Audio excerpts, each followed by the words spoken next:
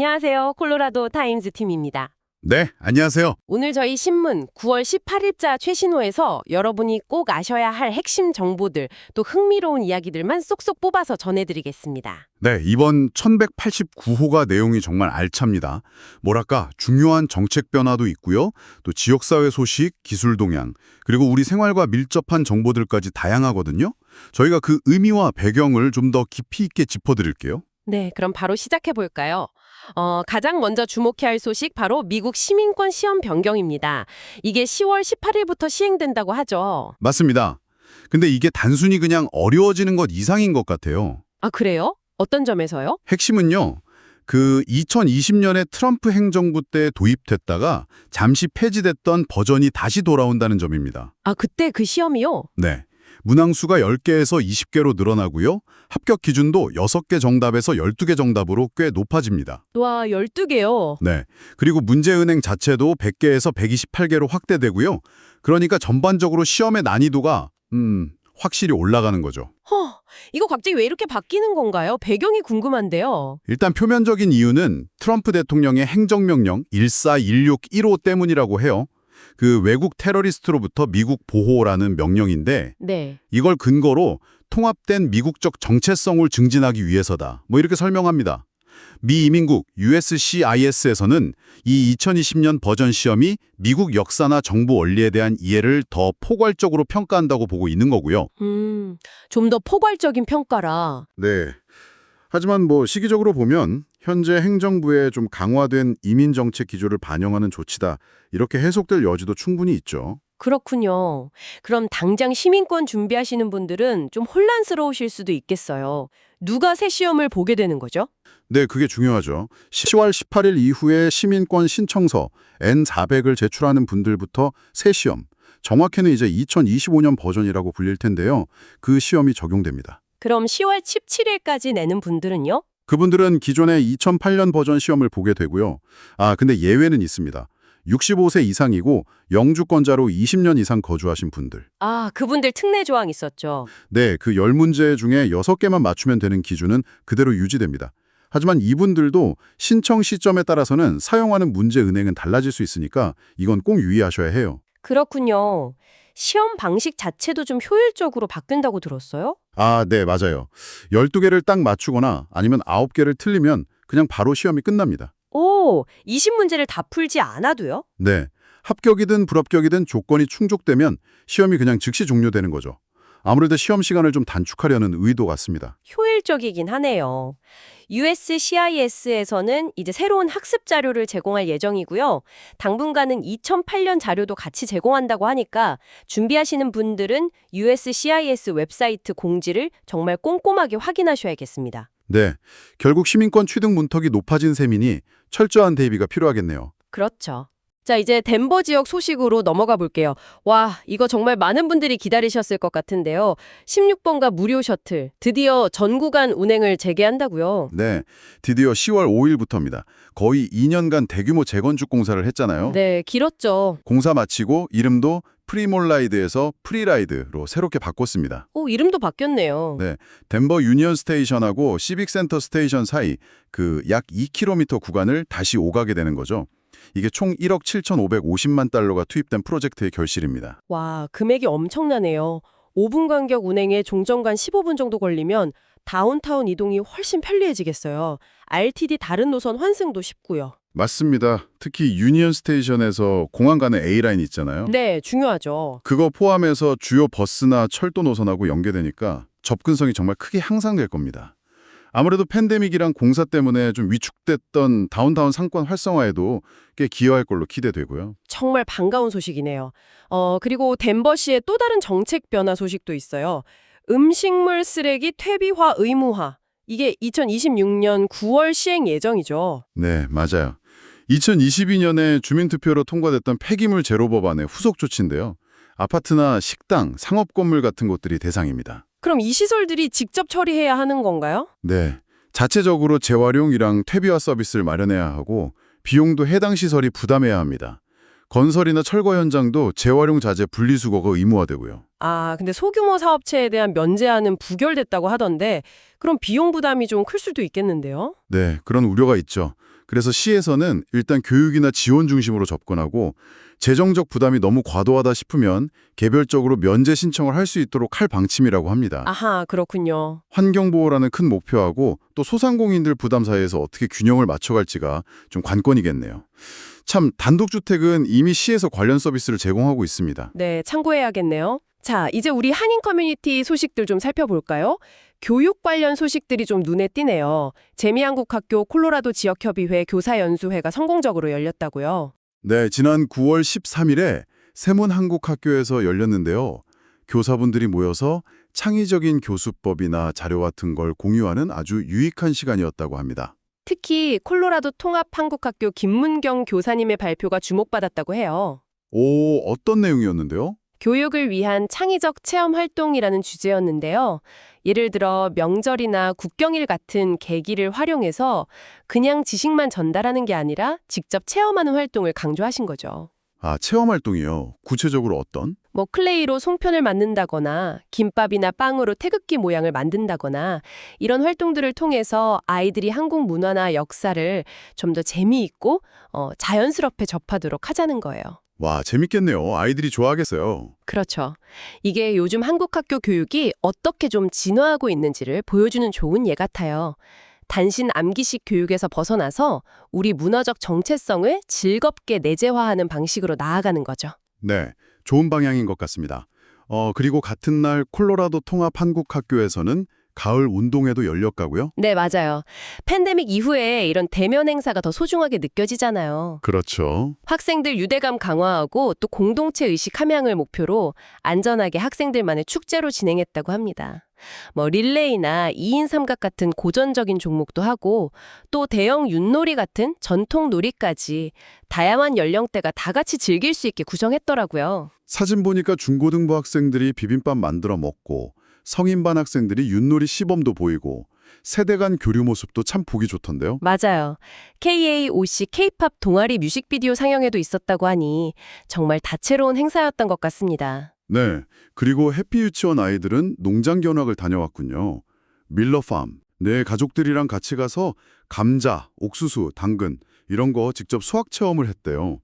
자연의 소중함이나 노동의 가치를 배우는 좋은 기회였겠죠. 이 유치원은 매달 박물관 방문이나 온라인 튜터링도 운영한다고 하니 아이들 교육에 신경을 많이 쓰는 모습입니다. 그렇군요.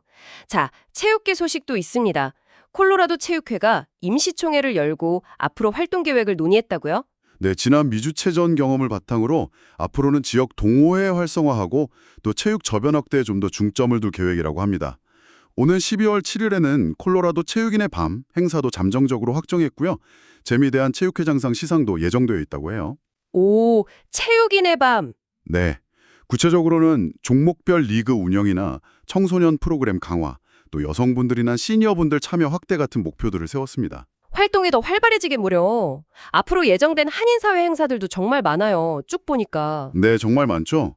콜로라도 한인축제가 9월 20일 콜로라도 스프링스 아카시아 파크에서 열리고요. 네, 아까 말씀드린 한국전쟁 참전용사 기념비 착공식이 9월 23일 오로라 제너럴스 파크, 네, 이것도 중요하고요. 또 K헵 독감 예방 접종이 9월 27일 덴버 제자교회에서 있습니다. 독감 시즌이네요.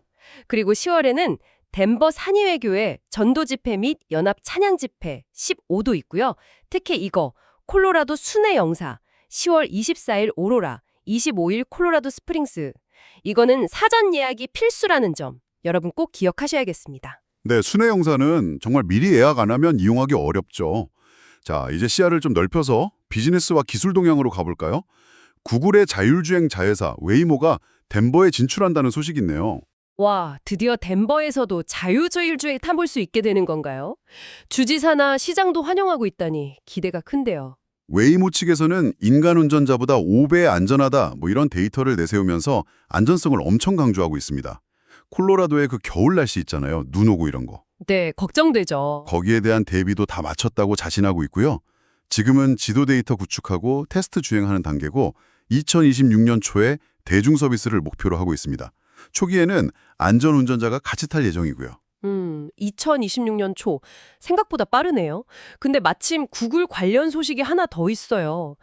AI가 사용자 대신에 안전하게 결제까지 해주는 기술, AP2라는 걸 공개했다고요? 네, AP2, 에이전트 페이먼트 프로토콜의 약자인데요. 말 그대로 AI 에이전트, 예를 들면 챗봇 같은 애들이 사용자 대신 카드나 은행 이체, 심지어 스테이블 코인 같은 걸로 안전하게 결제를 수행할 수 있게 설계된 개방형 기술입니다. 와, AI가 결제까지요? 네, 60개 이상의 금융기관이 개발에 참여했다는 점도 좀 눈에 띄고요. 예를 들면 이번 주말 부산 여행 예약해줘 하면 AI가 알아서 비행기표 끊고 호텔 잡고 결제까지 다 해주는 그런 건가요? 그렇죠. 바로 그런 시나리오를 염두에 둔 기술입니다. 물론 사용자의 명확한 지시와 승인이 필요하고 또 나중에 다 검증 가능한 기록 확보가 핵심이겠죠. 이야, 자율주행차부터 이런 자동 결제까지 AI가 정말 우리 일상에 얼마나 깊숙이 들어올 준비를 하고 있는지 보여주는 사례들인 것 같아요. 실제로 챗 GPT 사용량도 엄청나게 늘었다면서요? 네, 오픈 AI 연구 결과를 보니까 지난 1년 동안 챗GPT의 하루 메시지 생성량이 4억 5천만 건에서 26억 건으로 거의 6배나 늘었대요. 6배요? 와, 더 흥미로운 건 업무 외에 그냥 일상적인 사용 비율이 53%에서 73%로 크게 늘었다는 점이에요. 그냥 평소에도 많이 쓴다는 거네요. 네, 정보 찾거나 글 쓰는 거 도와달라고 하거나 이런 실용적인 목적으로 더 많이 활용되고 있고 또 여성 사용자 비율이 52%로 남성을 넘어섰다는 점 그리고 중소득 국가에서 사용 증가율이 높다는 점도 주목할 만합니다. 흐름이 확실히 바뀌고 있네요. 그런데 이런 기술 발전의 발간면 뒤에 콜로라도로서는 좀 아쉬운 소식도 있습니다. 미 우주사령부 본부 엘라베마 이전이 결국 최종 확정됐네요. 네, 맞습니다. 트럼프 대통령이 콜로라도 스프링스에서 엘라베마 헌치빌로 이전을 결정했습니다. 이게 거의 10년 동안 정치적인 논쟁이 있었던 사안인데 결국 이렇게 결정이 났네요. 정치적인 배경이 좀 작용한 것 같다는 이야기도 있던데요. 네, 트럼프 대통령 본인이 콜로라도의 우편 투표 시스템을 이전 결정 요인 중 하나로 언급하기도 해서 그런 시각이 있죠. 물론 정부 회계감사원, GAO 보고서에서 지적된 비용 문제 같은 것도 고려는 됐을 겁니다. 콜로라도 스프링스가 그동안 국방, 항공, 우주산업 중심지였는데 명성에 좀 타격이 있지 않을까 걱정되는데요. 경제적으로는 어떨까요?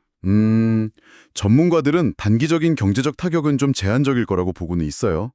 왜냐하면 여전히 많은 우주군 인력이나 피터슨, 슈리버, 버클리 같은 주요 기지들이 콜로라도에 남아있거든요. 그건 다행이네요. 네. 그리고 로키드 마틴 같은 주요 방산업체들도 그대로 있고요. 또 덴버 메트로 지역의 항공우주 산업 성장세도 계속 좋고요.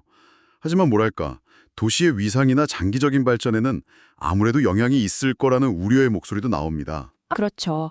콜로라도 정치권에서는 반발이 심하다고 들었어요. 네, 법적 대응까지 예고하면서 강하게 반발하고 있습니다. 참 안타까운 소식이네요.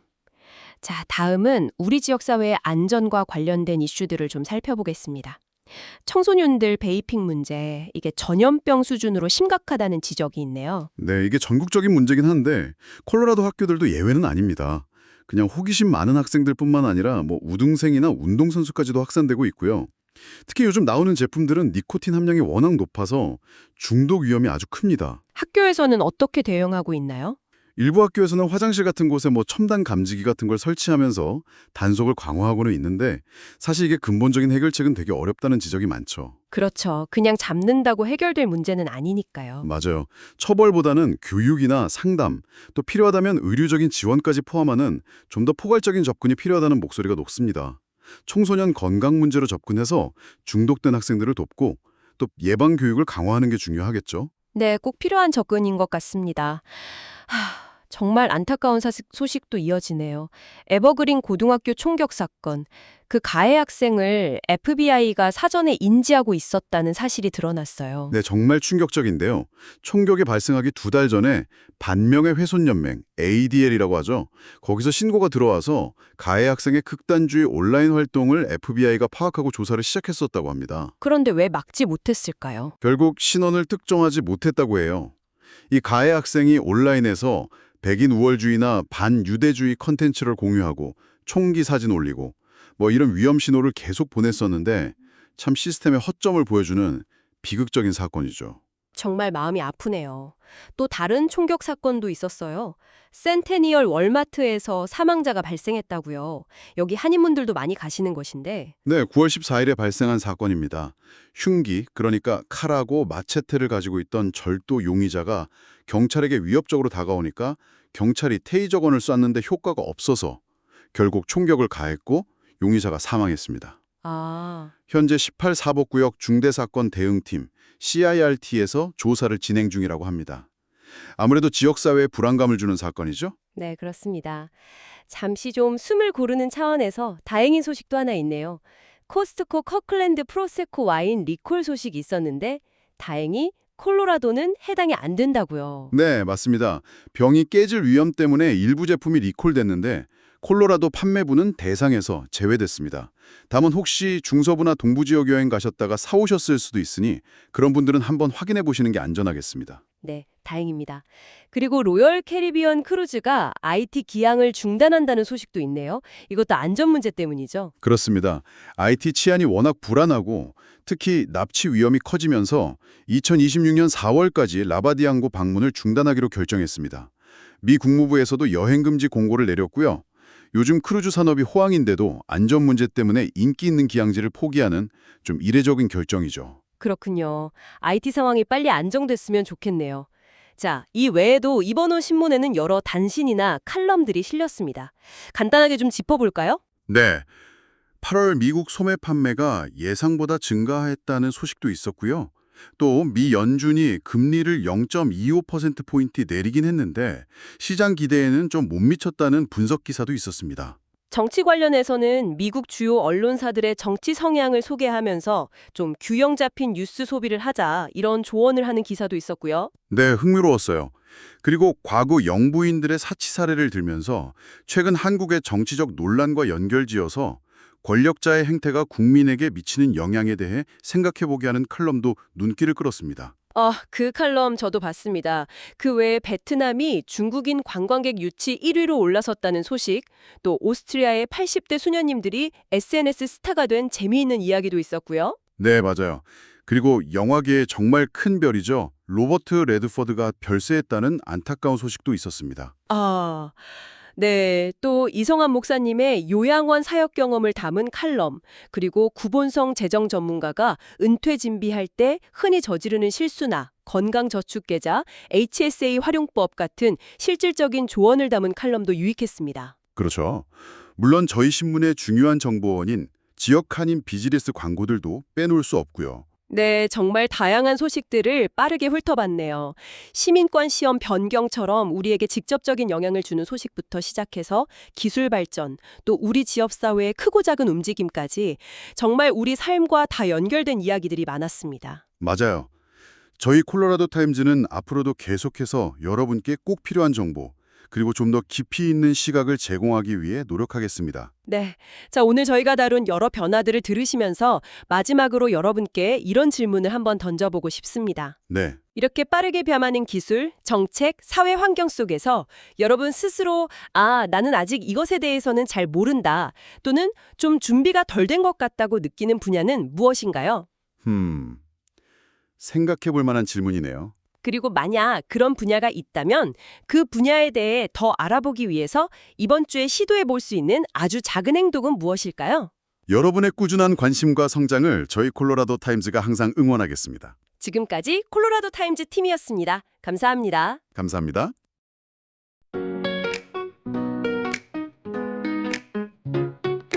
콜로라도의 소식통 빠르게 전달해요. 한인사회의 모든 소식 함께 나누는 우리 콜로라도 타임스, 친구처럼 가까이 비즈니스 정보도 생활 정보도 풍부해.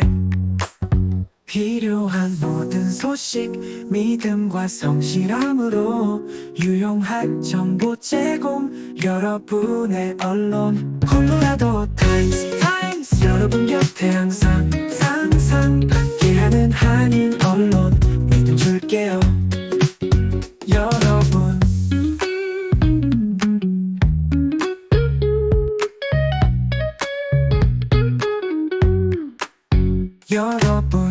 친구처럼 다가오는 드릴게요. 콜로라도 타임스, 여러분의 언론